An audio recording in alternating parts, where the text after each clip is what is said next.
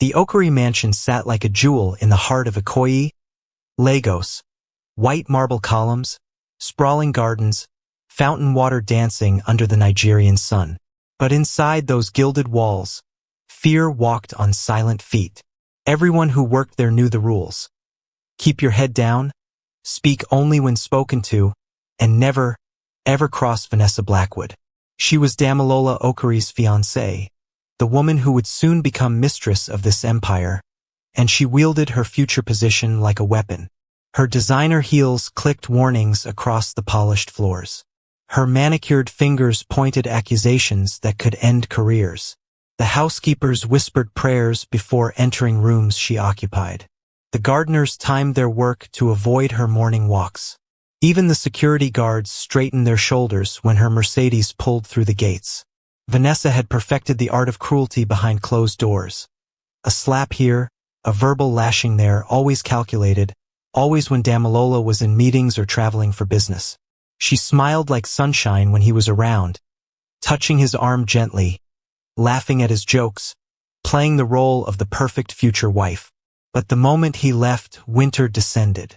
The staff bore bruises they blamed on clumsiness and swallowed insults that burned their throats. Then Zainab arrived on a Tuesday morning, carrying a small bag and wearing a simple Ankara dress. She was 23, soft-spoken, with observant eyes that took in everything. The other staff warned her immediately. "Don't look Madame Vanessa in the eye," they said. "Do your work quickly and disappear."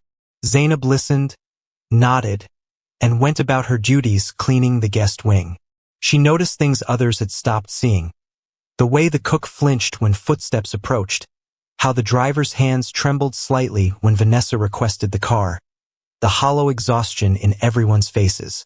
This wasn't just a workplace. It was a kingdom built on fear. By her third day, Zainab had seen Vanessa reduce a housekeeper to tears over a water stain on a mirror. By her fifth day, she'd watched Vanessa throw a breakfast tray because the eggs were too yellow.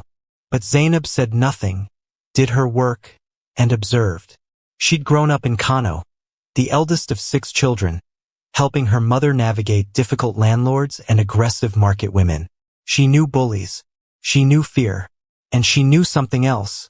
Fear only worked when people believed they had no choice. On her 7th day, everything changed. Vanessa stormed into the living room where Zainab was dusting, her face twisted with rage. "My diamond bracelet is missing," she announced, her voice sharp enough to cut glass. "The one I left on my vanity yesterday." The other staff members who'd been nearby froze. This was the beginning of something terrible. They all recognized the pattern. Vanessa's eyes swept the room and landed on Zainab, the newest, the most vulnerable. "You," she said, pointing one perfectly manicured finger. "You were cleaning my bedroom yesterday." Zainab straightened, meeting her gaze calmly. "Yes, ma.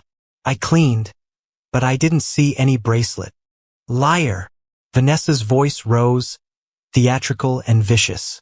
"You stole it. Do you know how much that bracelet costs? More than your entire family will earn in 10 years. She advanced on Zainab, her hand rising. The other staff members looked away. They'd learned that witnesses only became additional targets. "I'm calling the police right now. You'll rot in prison, you hear me? You and your—" Vanessa's hand flew toward Zainab's face, fast and practiced. But it never connected. Zainab's hand shot up, catching Vanessa's wrist midair, her grip firm but not violent. The room went silent except for the ticking of the grandfather clock. Vanessa's eyes widened in shock. Nobody had ever dared to stop her.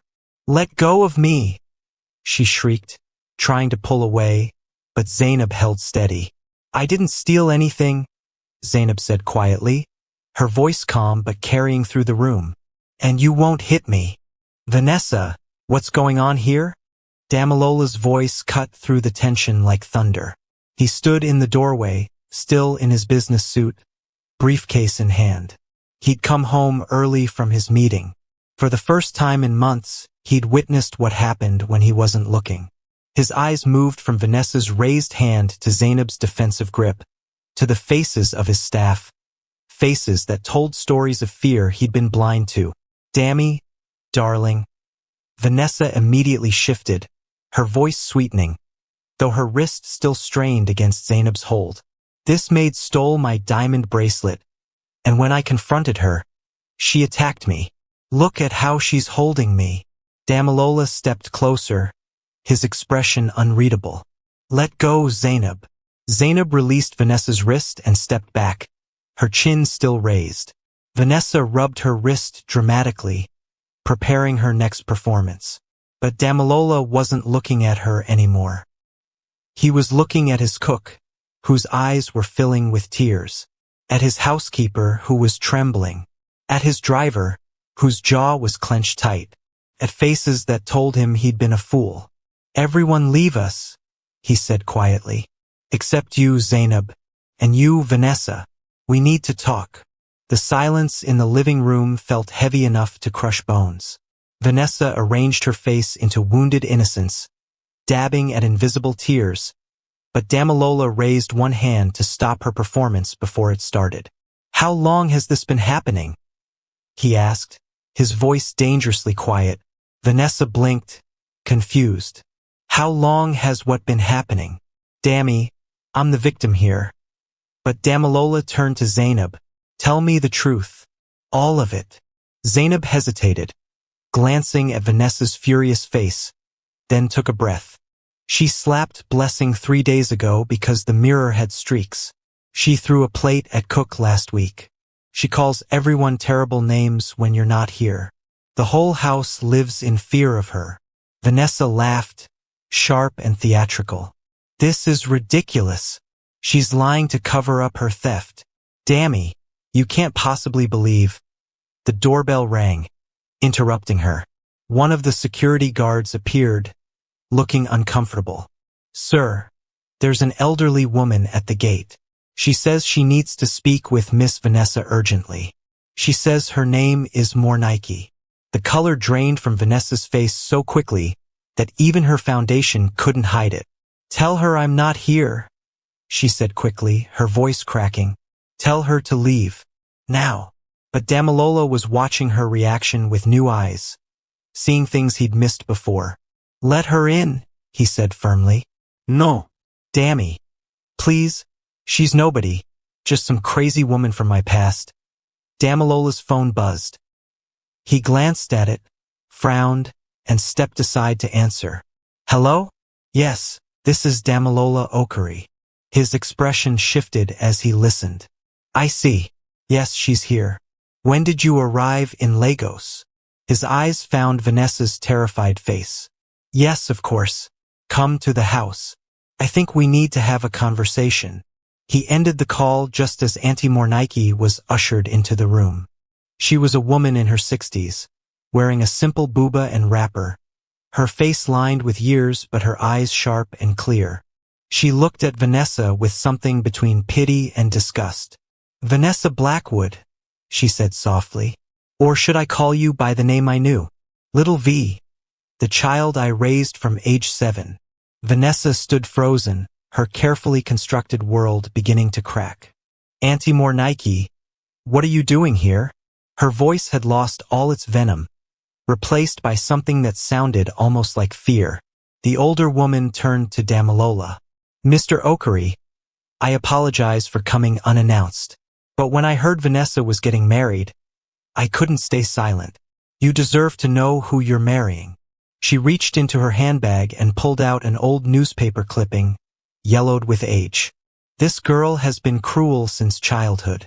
When she was 14, she locked our neighbor's child in a storage room for 7 hours because the girl wore a dress similar to hers. When she was 16, she pushed another girl down the stairs and claimed it was an accident. Her father paid everyone off. He always did." "Those are lies," Vanessa shrieked, but her voice wavered. "Twisted stories from jealous people." Auntie Mornike continued, undeterred. "I loved her like my own daughter. I tried to teach her kindness, empathy, but she learned instead that money could erase consequences. That power meant never having to answer for your actions. I left that household because I couldn't watch what she was becoming. I couldn't be part of covering up her cruelty anymore. Damilola sank into a chair, his face unreadable. Why come forward now? The old woman's eyes softened. Because I saw the wedding announcement in the society pages. Because I thought about all the people who would suffer under her in this house. Because silence makes you complicit, and I've been silent too long. She looked at Zainab with something like recognition. But it seems someone finally found the courage to stand up to her. Good for you, child. Before anyone could respond, the security guard appeared again, this time looking genuinely worried. Sir, there's another visitor. Chief Raymond Adebayo, Miss Vanessa's father. And another man with him. He says his name is Ibrahim Sadiq. Vanessa gasped audibly. No. No. No. No. Her hands were shaking now, all pretense abandoned. Chief Adebayo swept into the room like a storm, his expensive agbada flowing behind him, his face grave. But it was the man beside him who commanded attention. Tall, lean, maybe 30 years old, with eyes that held oceans of controlled pain. Ibrahim Sadiq. Damilola, Chief Adebayo said heavily. We need to talk. All of us. He glanced at his daughter with disappointment so deep it was almost tangible. I tried to protect you, Vanessa. God knows I tried. But some sins refuse to stay buried. Ibrahim spoke quietly, his voice steady despite the emotion behind it. Mr. Okari, my name is Ibrahim Sadiq. 5 years ago, my younger sister, Amina, worked as a domestic staff member for the Adebayo household. She was 17, saving money for university. He pulled out his phone, showing photographs. A beautiful young girl with bright eyes and a hopeful smile. 3 months into her employment, Amina was found unconscious at the bottom of a staircase. She died 2 days later from head trauma. His voice cracked slightly but held firm. The official report said she fell accidentally. But Amina called me the night before she died. She was terrified. She said Miss Vanessa had been tormenting her, hitting her, threatening her. She wanted to quit, but Vanessa told her she'd make sure Amina never worked in Lagos again. Tears streamed down his face now, but his gaze never wavered. My family tried to get justice. We went to the police, hired lawyers with money we didn't have. But every door closed. Every witness suddenly couldn't remember. Every official was suddenly unavailable. The case disappeared like it never existed. Vanessa had collapsed into a chair, her hands covering her face. Chief Adebayo stood like a statue, shame written across his features. I paid them off, he admitted, his voice hollow. I paid the police, the investigators, the witnesses. I told myself I was protecting my daughter, protecting our family name. But I was protecting a monster I'd helped create. He looked at Ibrahim with genuine anguish. I'm sorry. I know that means nothing, but I'm sorry. Ibrahim nodded slowly. I didn't come here for revenge, Chief. I came because I heard about the wedding. I came because I couldn't let another household suffer. I came because Amina deserves the truth to be told, even if justice never comes. He turned to Damilola. I have evidence, hospital records, text messages from Amina, witness statements that people are finally willing to give now that they know Chief Adebayo won't retaliate. I'm reopening the case. Not for money, for truth. Damilola stood slowly, his movements careful, like a man who just discovered the ground beneath him was never solid. He looked at Vanessa, really looked at her, and saw a stranger wearing the face of the woman he'd planned to marry. Is it true?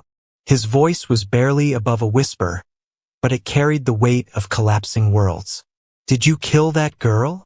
Vanessa's mouth opened and closed, searching for words that wouldn't come. Her carefully constructed persona had shattered completely, leaving only raw desperation. It was an accident. She slipped. I didn't mean... She stopped herself, realizing too late that she'd just confirmed the story. Dammy, please, you have to understand. I was young. I was angry. She was disrespectful. Her voice rose to a wail. Don't leave me. I love you. Everything I've done has been for us. Damalola laughed, a bitter sound that held no humor. Love? You don't know what that word means. He turned away from her, running his hands over his face, trying to process the magnitude of the deception. As he moved, his foot knocked against Vanessa's designer handbag, which had fallen to the floor during the confrontation. The contents spilled across the marble lipstick, compact mirror, credit cards, and her phone, which slid face up near his feet. The screen was unlocked, displaying a message thread. Damalola wouldn't have looked. Even now, even after everything, some part of him wanted to respect privacy. But the name at the top of the screen stopped him cold. Jinica backup plan. His hands were shaking as he picked up the phone. Vanessa lunged for it. Don't. That's private. You have no right. But Zainab stepped between them, and Vanessa froze, remembering what happened the last time she tried to strike this particular maid. Damalola scrolled through the messages, his face growing paler with each line. The conversation was from 3 days ago, between Vanessa and her friend Jinica, and it laid out the truth in brutal detail. Still can't believe you're actually going through with marrying him, LOL. You don't even like him. Vanessa's response. Like? Girl, please.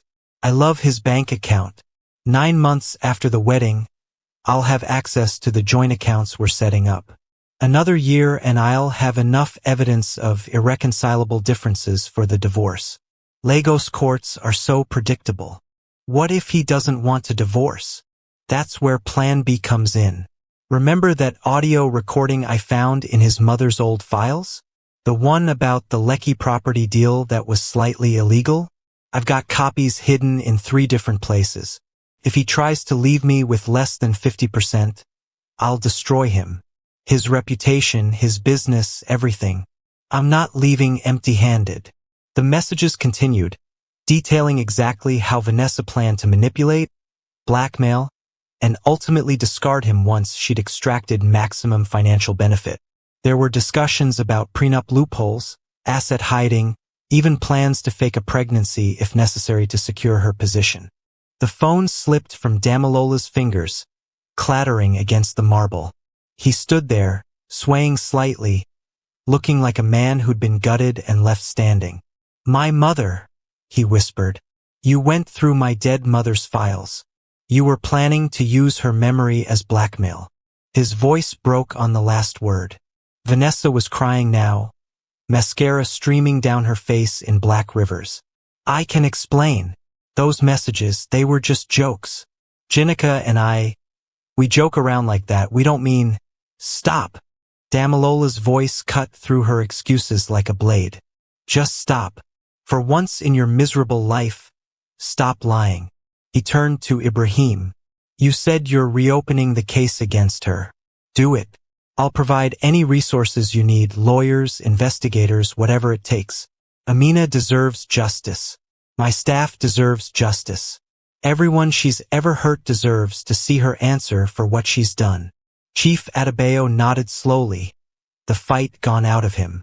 I won't interfere this time. I promise you that, Ibrahim. I can't undo what I did, but I won't make it worse. He looked at his daughter with profound sadness. I failed you, Vanessa. I gave you money instead of morals. I taught you that consequences were for poor people. I created this. His voice hardened. But I won't protect you anymore. Whatever comes next, you've earned it. Vanessa crumpled completely, sobbing on the floor, her designer dress pooling around her like a deflated parachute. Daddy, please. Dammy, please. I'll change. I'll go to therapy. I'll make it right. But her words fell into silence. No one was listening anymore. Damalola pulled out his phone with steady hands and dialed. Hello, is this Sabo police station? Yes, I need to report multiple crimes. Assault, attempted theft accusation, conspiracy to commit blackmail, and in connection with a reopened investigation into a death 5 years ago. The suspect is at my residence now. Please send officers immediately. 20 minutes later, Vanessa Blackwood was escorted from the Oakery mansion in handcuffs, Ibrahim Sadiq walking beside the police officers to ensure proper procedure was followed. The staff gathered in the hallways, watching through windows, barely believing what they were seeing. The woman who'd terrorized them was leaving. Not in a Mercedes, not in designer clothes and expensive perfume, but in handcuffs, her face swollen from crying, her carefully constructed life demolished. As the police car pulled away, something shifted in the mansion. People stood a little straighter. Someone laughed. Tentatively at first, then with genuine relief. The cook started preparing lunch without checking over her shoulder. The housekeeper opened curtains without fear. Fear was leaving with Vanessa, and in its absence, hope crept back in. Damilola found Zainab on the terrace, looking out over the gardens. "Thank you," he said simply. She turned, surprised. "For what, sir?" "For having the courage I should have had. For protecting people I should have been protecting. For standing up when everyone else, including me, looked away." He paused, struggling with emotion. "If you hadn't caught her hand, if I hadn't walked in at that exact moment, I would have married her. I would have given her access to everything. And by the time I discovered the truth, it would have been too late." Zainab smiled softly. "My mother used to say that truth is like palm oil. No matter how much you try to hide it, it always comes to the surface eventually. Maybe I just helped speed up the process." Damilola laughed, really laughed, for the first time in what felt like years. "Your mother sounds like a wise woman." "She is," Zainab agreed. "She also says that people show you who they are through how they treat those who can do nothing for them. The staff here, they couldn't do anything for Miss Vanessa, so she showed them her true face. You just needed to see it." In the weeks that followed, the Okari mansion transformed. Damilola instituted new policies, gave his staff proper contracts and benefits, and most importantly, listened. Ibrahim's case moved forward, slowly as justice often does, but steadily. Witnesses came forward, no longer afraid. Evidence that had been buried was unearthed. Vanessa faced multiple charges, and for the first time in her life, her father's money couldn't save her. Chief Adebayo, true to his word, didn't interfere. He instead established a foundation in Amina's name, providing education and support for domestic workers. A small attempt to balance scales that could never truly be balanced. Auntie Mornike stayed in touch, visiting the mansion occasionally, marveling at how different it felt without fear poisoning the air. And Zainab continued her work, no longer just a maid but a reminder that courage doesn't require power. It just requires the willingness to do what's right when everything in you wants to look away. The story spread through Lagos, whispered in markets, discussed in offices, shared on social media. The billionaire's cruel fiancée, undone not by wealth or power, but by a simple maid who refused to be slapped. Some people said Zainab was lucky. Others said she was brave. But those who knew her best, the staff of the Okari mansion, said she was simply someone who understood that silence in the face of evil is its own kind of cruelty, and that sometimes the greatest revenge isn't violence or hatred, but simply refusing to let lies win. The new maid didn't take revenge with anger. She took it with truth. And truth, as it turned out, was the most powerful weapon of all. Love isn't just what we feel. It's what we do when no one's watching. Real character shows itself in how we treat those who cannot repay us, cannot elevate us, cannot give us anything but their humanity. Zainab's courage reminds us that silence makes us accomplices, but truth, spoken with calm conviction, can shatter even the most terrifying facades. In your own life, when you witness injustice, remember, you don't need power to stand up. You just need to decide that truth matters more than comfort. Be the person who catches the hand mid-slap. Be the voice that refuses to stay silent. If the story touched your heart, give it a like. Subscribe to hear more stories of courage and justice. Share this with someone who needs to remember their own strength. And comment below, what would you have done in Zainab's position? Let's talk about courage together.